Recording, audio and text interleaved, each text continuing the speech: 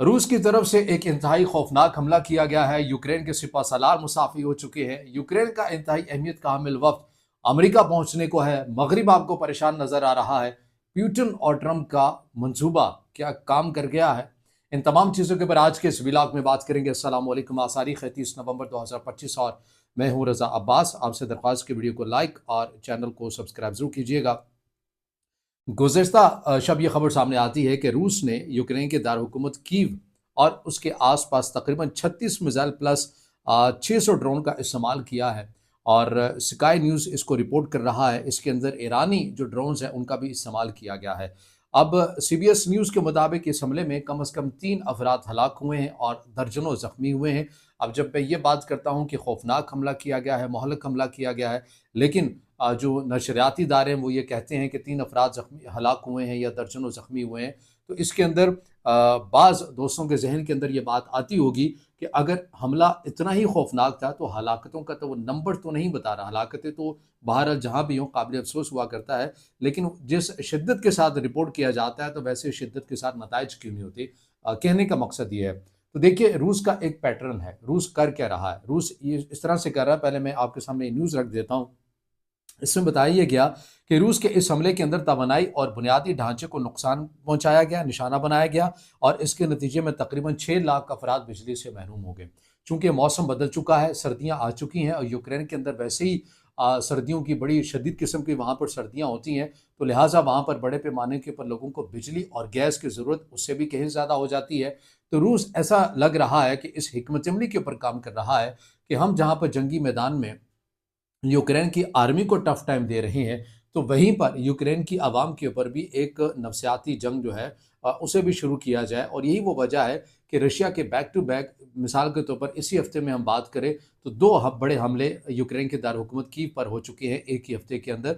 और उनमें ज़्यादातर एनर्जी सेक्टर को निशाना बनाया गया, जहाँ पर बड़े पैमाने पर बिजली की तनसीबात और गैस की तनसीबात को निशाना बनाया गया, ताकि आवाम पर एक नफसियाती दबाव भी बढ़ाया जा सके, ताकि वो अपनी हुकूमत के ऊपर दबाव डालें।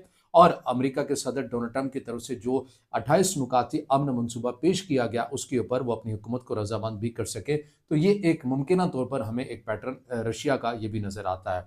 यूक्रेन की तरफ से भी जवाबी कार्रवाई की गई है। इससे मुतालिक क्या खबर सामने आ रही है? रॉयटर्स इसको रिपोर्ट कर रहा है कि यूक्रेन ने ब्लैक सी में रूस के शैडो फ्लीट यानी वो ऑयल टैंकर्स जो बैन अवी पाबंदियों से बच जाते हैं उन्हें निशाना बनाया है। 2 टैंकर्स का जिक्र किया जा रहा है। अब ये बैन अवी पाबंदियों से बचते कैसे हैं? इसका तरीका ये होता है कि टैंकर्स वो रशिया ही के होते हैं, लेकिन उनके ऊपर जो झंडा होता है वो किसी और मुल्क का किसी के साथ अंडरस्टैंडिंग करके बना दिया जाता है कि ठीक है, कोई अफ्रीकन कंट्रीज़ होते हैं उनके झंडे के साथ वो सफ़र कर रहे होते हैं, लेकिन दर हकीकत वो होते रशिया के हैं, या उनकी मईशत को ही उससे उससे जो मईशत को फ़ायदा होना होता है वो रशिया ही की मईशत को फ़ायदा होना होता है। अब बेसिकली यूक्रेन इन हमलों से और इस हमले के अंदर जो यूक्रेन ने अपना जो सी ड्रोन जो बनाया है उसी से ये हमला किया है, जो समंदर यानी पानियों के नीचे सफ़र करता है और अपने हाथों तक पहुंचता है। उस टेक्नोलॉजी का सहारा लेते हुए रशिया के इन टैंकर्स को, 2 टैंकर्स को तबाह करने का दावा यूक्रेन की तरफ से किया गया है। अब यूक्रेन अपनी इस कार्रवाई से ये पैगाम देना चाहता है कि जहाँ पर वो रशिया के अंदर जाकर उनकी अहम तनसीबात को, माशी तनसीबात को निशाना बनाने की सलाहियत रखता है, तो वहीं पर वो समंदर में भी रशिया की मईशत का पीछा करता रहेगा और जितना हो सके उसको नुकसान पहुंचाता रहेगा। अब आ जाइए इस व्लॉग के एक अहम हिस्से में, जहां पर हमने सिफारतकारी और अमन मुज़ाकरात की बात करनी है। आपको ये याद है कि हमने तो एक तफसील से वीडियो बनाई थी जिसमें हमने ये बताया था कि अमेरिकी सदर डोनाल्ड ट्रंप की तरफ से 28 नुकाती एजेंडा पेश किया गया है कि कैसे यूक्रेन और रशिया की जंग को रोकना है। लेकिन इसमें कुछ जो मुबस्सरीन है, मगरबी मुबस्सरीन, वो ये कहते हैं कि ये ऐसा लग रहा है कि अमन मनसूबा कम लगता है और प्यूटन की ख्वाहिश हमें ज़्यादा लगती है, जो कि अमेरिका के सदर डोनाल्ड ट्रंप की तरफ से की गई है।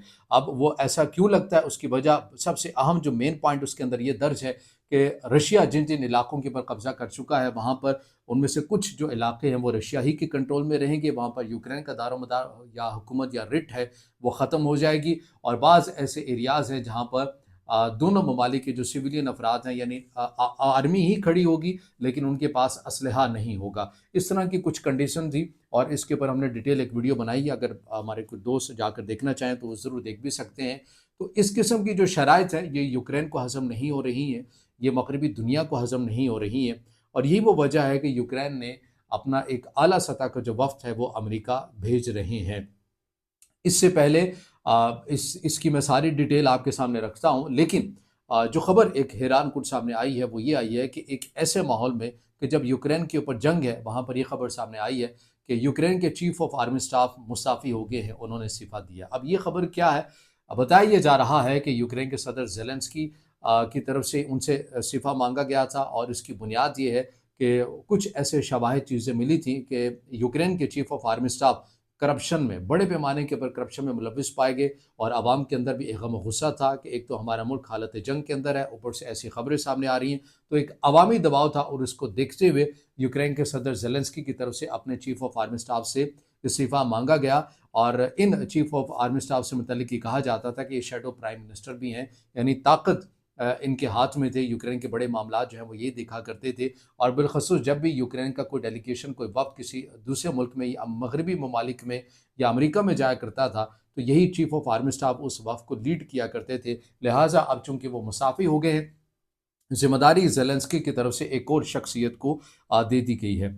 اب یوکرین کیا چاہتا ہے؟ یوکرین امریکہ سے یہ چاہتا ہے کہ یہ جو امن منصوبہ 28 نکاتی ایجنڈا دیا گیا ہے، اس میں سے ساری کی ساری شکیں اگر نہیں نکالنی تو کسی حد تک کچھ کو تبدیل کر دیا جائے، اور بالخصوص یہ علاقے روس کو دینے کے حوالے سے جو باتیں ہیں یہ نہ اس مطالبے کے اندر نہ کی جائیں، جبکہ اسٹیو وٹکاف جو کہ ان تمام چیزوں کو دیکھ رہے ہیں اور جن سے متعلق کہا جا رہا ہے کہ انہوں نے ہی یہ پوائنٹس بنائے ہیں، وہ ان تمام چیزوں کو دیکھیں گے کہ آیا وہ اس سے متعلق واپس ہوتے ہیں یا نہیں ہوتے، یا امریکی صدر ڈونلڈ ٹرمپ مانتے ہیں، اور اس سب سے بھی بڑھ کر یہ کہ کیا پیوٹن ایسے کسی فارمولے کے اوپر رضامندی کا اظہار کر لیں گے جو ابھی والا ہے، اس کے اوپر تو روس کی طرف سے کسی حد تک لچک دکھائی گئی ہے کہ بالکل ٹھیک ہے، یہ تو ہمیں سوٹ کرتا ہے، لیکن اب دیکھنا یہ اگر اس کے اندر رد و بدل ہوتا ہے تو کیا پیوٹن مانیں گے؟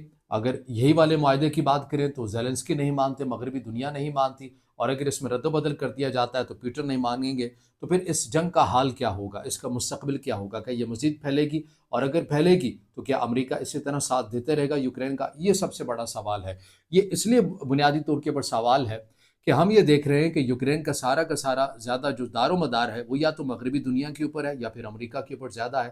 آپ کو یاد ہوگا کہ اوول آفس میں بھی جب امریکی صدر ڈونلڈ ٹرمپ اور یوکرین کے صدر زیلنسکی کے درمیان تلخ کلامی ہو گئی تھی، تو اس کا نتیجہ کیا نکلا تھا؟ اس کا نتیجہ یہ نکلا کہ امریکہ کی طرف سے اپنی جب بھی رشیا کی طرف سے کوئی حملہ کیا جانا ہوتا تھا یوکرین کے اوپر، اس سے پہلے امریکہ انٹیلیجنس معلومات پرووائڈ کر دیا کرتا تھا یوکرین کو، اور اس کے لیے وہ بڑی کارآمد ثابت ہوتی تھی۔ لیکن اس تلخ کلامی کے بعد امریکہ کی طرف سے انٹیلیجنس جو شیئرنگ ہے اس میں کسی حد تک کمی آ گئی، یا اس طرح سے مؤثر جو معلومات ہیں وہ یوکرین کو دینے کا سلسلہ بند ہو گیا، اور اس کا خمیازہ یوکرین کو اٹھانا پڑا۔ پھر اس کے بعد سب سے زیادہ جو یوکرین ہے اپنے دفاع کے لیے پیٹریوٹ جو دفاعی نظام ہے یا میزائل سسٹم ہے، وہ زیادہ انحصار اسی کے اوپر کرتا ہے، اور وہ امریکہ ہی کے دیے ہوئے ہیں۔ اور اگر امریکہ کے صدر ڈونلڈ ٹرمپ کی ان شرائط کو نہیں مانا یوکرین کے صدر زیلنسکی کی طرف سے، تو امکان تو اس بات کا بھی ظاہر کیا جا رہا ہے کہ امریکہ اپنی مدد سے ہاتھ کھینچ بھی سکتا ہے، جو اس وقت یوکرین کی امریکہ کر بھی رہا ہے۔ اس میں اندر دوستو ایک اور بھی ہمارے لیے پیغام ہے کہ ہر وہ ملک جو یہ سمجھتا ہے کہ اگر میرے پر مشکل وقت آئے گا تو میرے اتحادی آ کر مجھے بچا لیں گے، ان کے لیے بہترین اگزامپل اس دور کے اندر یوکرین کی ہے، کہ جس نے مغربی دنیا کے اوپر اعتماد کر کے امریکہ کے اوپر اعتماد کیا، لیکن آج اس کے اوپر ایک ایسی کنڈیشنز رکھی جا رہی ہیں اور اسے کہا بھی جا رہا ہے کہ بھئی یہ آپ نے تسلیم بھی کرنی ہے، اگر آپ نہیں کریں گے تو پھر آپ کو تنہا ہی لڑنا بھی پڑ سکتا ہے۔ ایسے میں یوکرین کی کیپیسٹی کیا ہے؟ تو اس لیے آپ کھڑے ضرور ہوئیے، تعلقات بھی بنائیے، لیکن زیادہ ضروری یہ ہے کہ آپ اپنے پاؤں پر کھڑے ہوئیے، نہ کہ کسی مدد کے سہارے میں۔ ہم نے جو کچھ دیکھا ہے کہ مغربی یا بڑی جو طاقتیں ہیں وہ اپنے اتحادیوں کے ساتھ کیا کرتے ہیں، ویتنام کی جنگ کے اندر، ویتنام کے اندر ہی جو امریکہ کی اتحادی حکومت تھی اس کے ساتھ کیا ہوا، پھر ہم یہ دیکھتے ہیں کہ عراق کے اندر صدام حسین کے ساتھ کیا ہوتا ہے۔ اس طرح بہت ساری اگزامپل ہیں جو دی جا سکتی ہیں کہ بڑی جب طاقتیں اپنے آپ کو یا آپ کے ساتھ اتحاد کرتی ہیں تو محض اپنے مفاد کے لیے کرتی ہیں، اور وقت آنے کے اوپر وہ ایک ایسا یو ٹرن لیتی ہیں کہ پھر آپ کو کھڑا ہونے کی دوبارہ نوبت ہی نہیں آتی ہے، کیونکہ آپ بیساکھیوں کے اوپر کھڑے ہوتے ہیں، کیونکہ آپ سہاروں کی مدد سے کھڑے ہوتے ہیں۔ تو رشیا اور یوکرین کی جنگ ایک ایسے دوراہے پر آ چکی ہے کہ اگر یوکرین 28 نکاتی ایجنڈا تسلیم کرتے ہیں تو اپنے علاقے کھو دیتے ہیں، اور اگر تسلیم نہیں کرتے، ان پوائنٹس کے اوپر رد و بدل ہوتا ہے تو پیوٹن نہیں مانتے ہیں، اور یہ تمام وہ چیزیں ہیں جو ایسا لگ رہا ہے کہ اس جنگ کے اندر مزید پیچیدگیاں ہی ہوں گی، کوئی واضح حل یا امن کی طرف راستہ جاتے ہوئے نظر نہیں آ رہا ہے۔ بہرحال یہ تمام چیزیں ہیں جو آپ کے سامنے رکھی ہیں۔ اب اس سے جڑا آپ کا کوئی سوال ہو یا رائے ہو تو ضرور کمنٹ میں اظہار خیال کیجیے گا، ویڈیو کو لائک کیجیے گا، دوستوں کے ساتھ شیئر کیجیے گا اور چینل کو سبسکرائب